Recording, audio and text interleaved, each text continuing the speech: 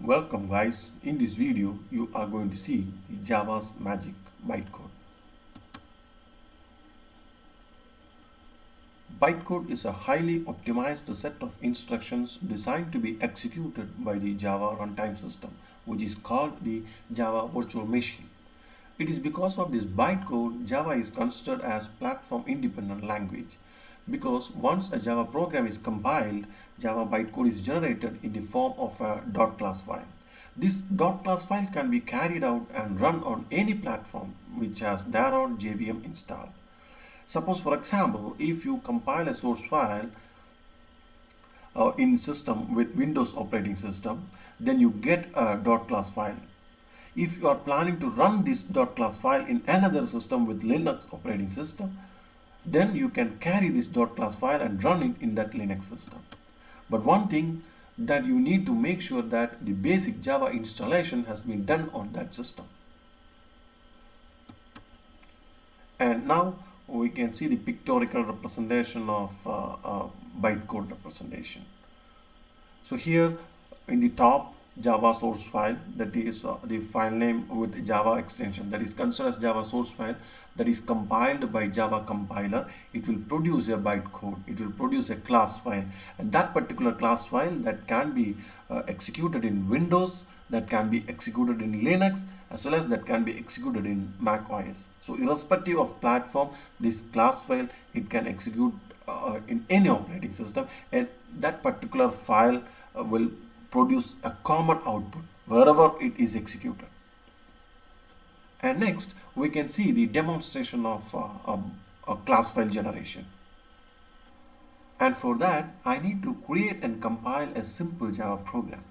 So here I need to create a folder to store all my Java files. So in E drive I'm going to create a new folder and I'm naming it as Java. So in this folder I will save all my Java source files. Okay, so and now I'm going to create a simple Java program, and for that I need to open a notepad. Yeah,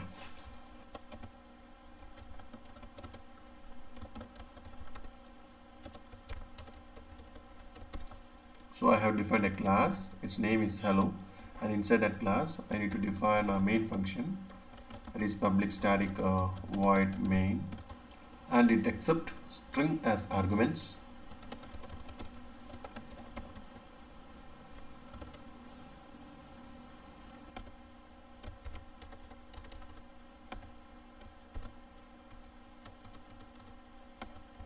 And inside that main function I need to write a statement to print the string hello world, that is system.out.print hello world.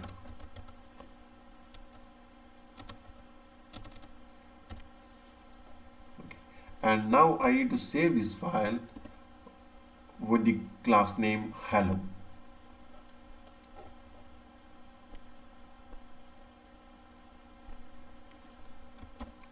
hello.java, and I need to save this file in the folder Java inside E drive.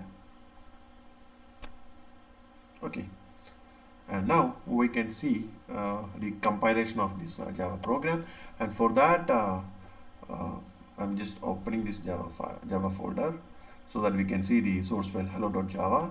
And now I need to open a command prompt in order to compile this Java source file. And now my Java source file is residing inside E drive and then a Java folder, right? So that I need to move on to that particular location. For that I need to type E colon, so that now I am in E drive, and now again I need to move on to Java folder. So I'm typing cd Java, and now I am in a location where my Java source file resides. Okay, and now I'm going to compile this Java source file by using Java compiler, that is Java C space hello.java. Now this source file has been compiled, you can see here. Yes, Now it is compiled, and here a class file has been generated automatically. So once if a Java source file has been compiled, you can see here a class file has been generated here, and this class file is considered as bytecode. You can see this hello, and its type is class file, right? Initially, we had only this Java source file, that is hello.java, and once this Java source file has been compiled, we get a class file, that is bytecode, and we can carry this class file to any platform and execute it.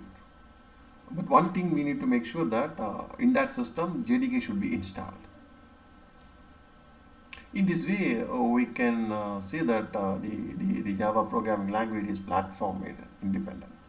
So this particular class file that can be transferred to any system, irrespective of operating system, whether that system has Linux or whether system has Windows operating system, or whether a system as a Mac OS. Okay, irrespective of operating system, we can run this, we can execute this class file.